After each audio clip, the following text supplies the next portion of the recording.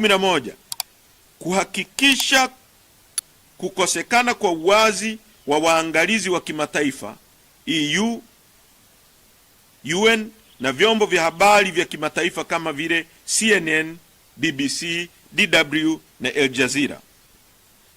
Pamoja na hayo, ripoti za AUEM, SADC, EOM na East Africa Community zinaonesha wazi ukosefu wa uwanja sawia na uhalali wa uchaguzi.